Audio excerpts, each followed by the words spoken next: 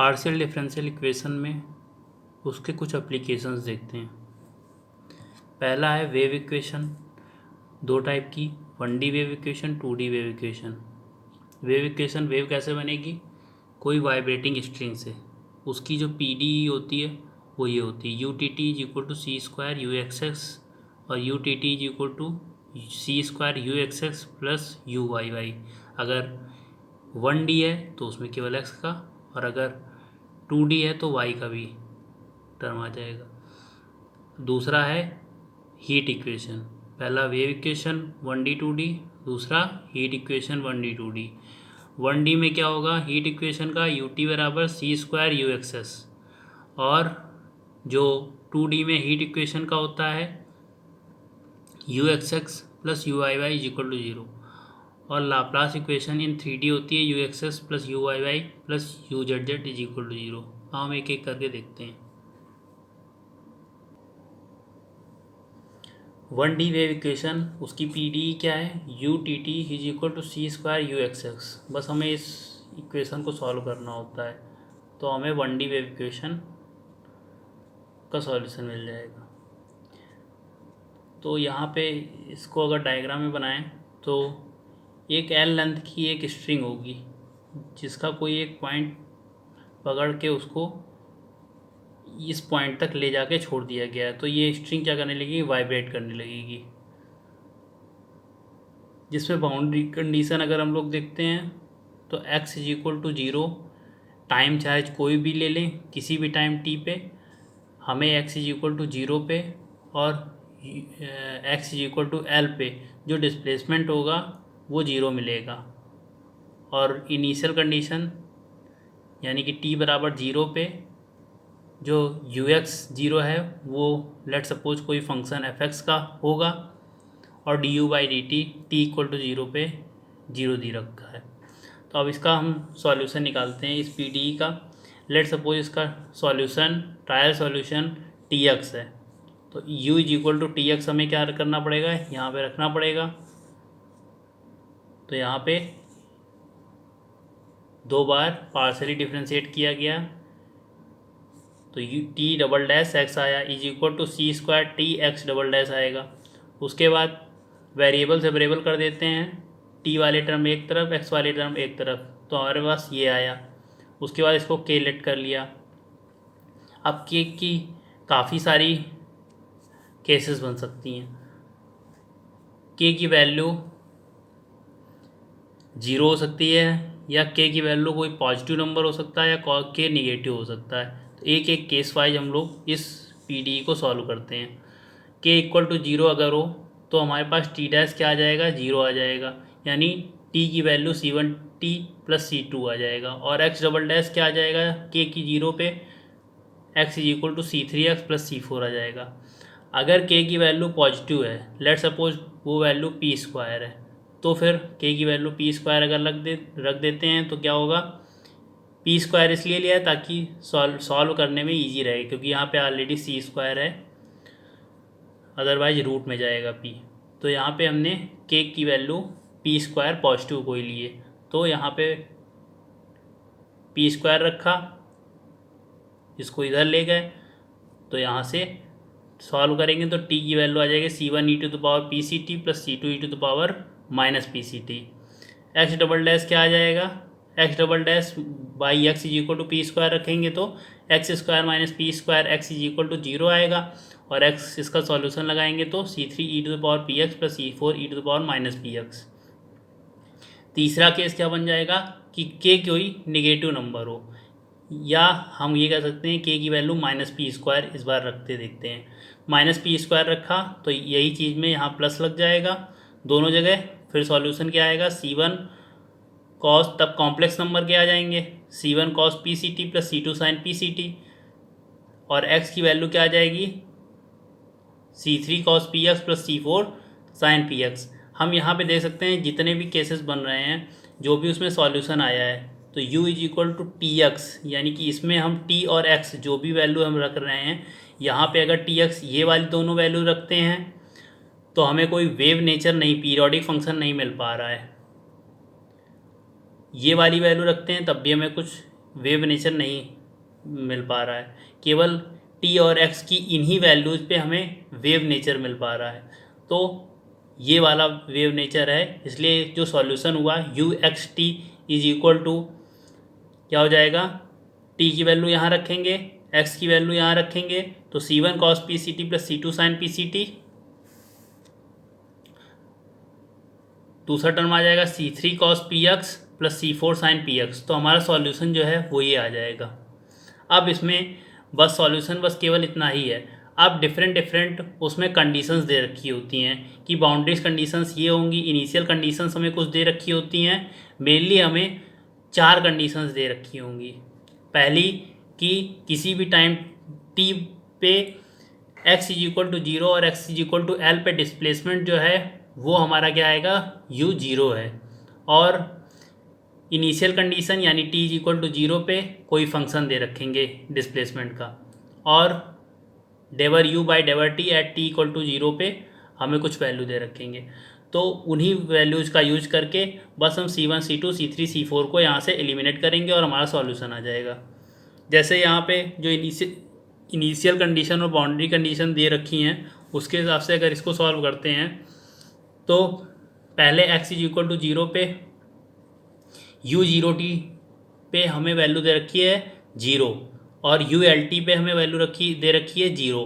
तो इसका यूज़ किया हमने, तो इसमें क्या आएगा, x is equal to zero रखा और x is equal to L रखा, जीरो रखा तो हमारे पास ये आएगा, क्योंकि ये जीरो ये वाला टर्म तो हट जाएगा, कॉस जीरो वन, खाली C3 बचा और ये वाला t, तो यहाँ पे C3 की वैल्यू जीरो आएगी, मतलब ये वाला टर्म जीरो होगा या तो ये टर्म, तो यहाँ C3 की वैल्यू हमारी जीरो आ गई।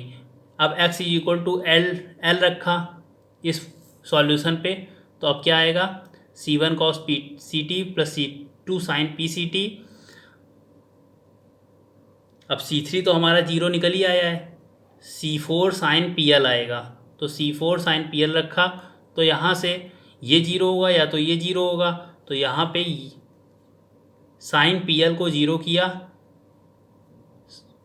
यानी कि p की value n pi by L आएगा जो कि जनरल सॉल्यूशन होगा। अब हमने C3 और C4 की वैल्यू और p की वैल्यू हम लोगों ने निकाल ली है।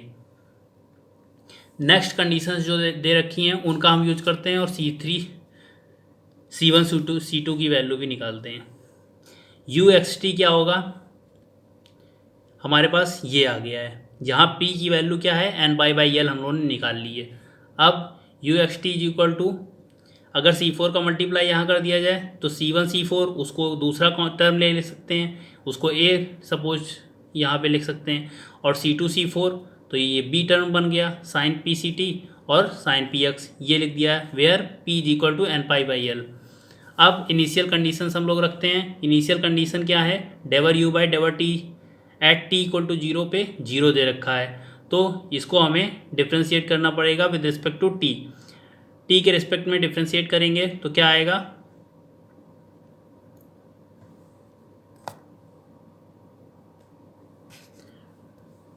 डिफ्रेंशिएट करने पे हमें a का यहाँ पे कॉस का क्या हो जाएगा, साइन हो जाएगा माइनस का, और आगे पी सी, तो बाकी उसकी वैल्यू तो जीरो दे रखी है तो वो कांस्टेंट के टर्म्स हट जाएंगे, और यहाँ पे कॉस लगा है, साइन है तो उसका क्या होगा, कॉस में आएगा, और कॉस में अगर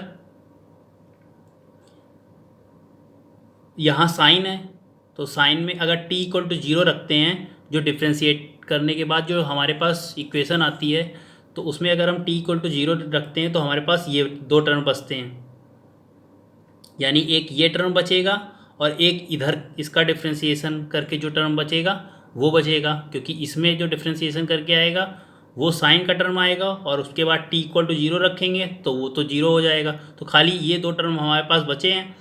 तो अब ये इससे हम क्या कह सकते हैं, और p की value n pi by L है ही, इससे हम कह सकते हैं कि b की वैल्यू जीरो होगी। तो इससे हमारा कंप्लीट सॉल्यूशन क्या आ गया, इसमें हम सारी वैल्यूज रखते हैं, या जो हमने अभी तक यहाँ तक का सॉल्यूशन निकाल रखा था, ये सॉल्यूशन अभी तक निकाल रखा था, उसमें हम b की वैल्यू जीरो रखते हैं, तो u एक्स टी जो हमारा आ गया है p की, और p की value n pi by L रखेंगे, तो यहाँ से हमारा a sine n pi by L into x, और दूसरा वाला टर्म ये वाला, क्योंकि b तो जीरो अभी निकाल के यहाँ जीरो रख देंगे, तो ये टर्म और ये टर्म बचा यहाँ पे। तो ये हमारे पास कंप्लीट सॉल्यूशन होगा। जनरल सॉल्यूशन क्या होगा, उसमें सिग्मा लगा देंगे। General solution u x t क्या हो जाएगा, n इज इक्वल टू 1 से infinity a n sine n pi by L cos n pi c t by L. अब यहाँ पे एक कंडीशन और बची हुई है हमारे पास, बाउंड्री कंडीशन हमने लगा दी जो एक्सट्रीम पॉइंट्स के थे जहाँ पे डिस्प्लेसमेंट जीरो था, और दूसरा हमने अभी तक एक कंडीशन ये लगा रखी है कि डेवर यू बाई डेवर t at t is equal to zero पे जीरो है, ये भी हमने लगा के बी की वैल्यू जीरो निकाल ली है। अभी हमारे पास एक कंडीशन और बची हुई है, वो है initial condition at t is equal to zero पे। हमें कोई फंक्शन डिस्प्लेसमेंट का फंक्शन दे रखे हैं, तो उससे हम ए एन की वैल्यू निकाल सकते हैं। तो अब इस सॉल्यूशन में जो हमारा जनरल सॉल्यूशन है उसमें हम t is equal to zero रखते हैं, तो उससे हमारा ए एन की वैल्यू निकल जाएगी। तो टी इक्वल टू जीरो यहाँ पे रखते हैं, तो क्या आएगा, sigma n is equal to 1 से infinity a n sine n pi x by L, और टी इक्वल टू जीरो पे ये कॉस जीरो बन जाएगा, ये 1 आ जाएगा, इज इक्वल टू ये यू एक्स जीरो की वैल्यू हमारी एफ एक्स दे रखी है। और हम ये कर क्यों रहे हैं, लास्ट वाला स्टेप इनिशियल कंडीशन निकाल रहे हैं ताकि हम ए एन की वैल्यू निकाल सकें। ये जो एक लास्ट कांस्टेंट बचा है उसको भी हम निकाल पाएँ। तो ये हमारे पास इस तरह की इक्वेशन बन के आ जाती है।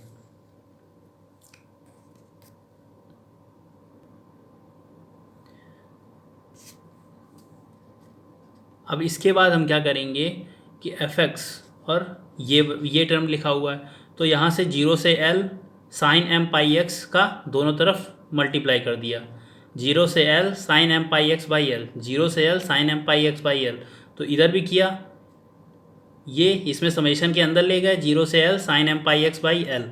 अगर इतने को अगर हम सॉल्व करते हैं जीरो से एल, तो इसकी वैल्यू एल बाई टू होगी अगर एम की वैल्यू एन सपोज करके चलते हैं, और अगर इसकी वैल्यू जीरो होगी अगर m is not equal to n होगा। तो लेट सपोज इसकी वैल्यू अगर अगर m not equal to n है तो उसकी वैल्यू जीरो ही हो जाएगी, लेकिन अगर m is equal to n है तो l बाई टू होगी। तो अगर m is equal to n वाला केस लेते हैं तो यहाँ पे क्या रखेंगे, l बाई टू, इसकी वैल्यू जो होगी वो l बाई टू होगी। अगर यहाँ पे l बाई टू रखते हैं तो a n की वैल्यू हमारे पास क्या आ जाएगी, वो हो जाएगी 2 बाई एल, जीरो से L F x sine n pi x by L, यहाँ m की वैल्यू n, तो ए एन की वैल्यू हमारे पास इस तरीके से निकल आई है। तो ए एन की वैल्यू अब हमें कहाँ पुट करना होगा, इस कंप्लीट सॉल्यूशन पे जो हमने अभी यहाँ पे निकाला हुआ था, ये वाला कहाँ गया, ये जो सॉल्यूशन था उस पे हमें जनरल सॉल्यूशन पे वैल्यू रखनी होगी। तो जनरल सॉल्यूशन हमारे पास इस तरह से आ जाता है, यानी कि hence general solution of 1D wave equation u x t is equal to sigma n is equal to 1 से infinity a n sine n pi x by L cos n pi c t by L.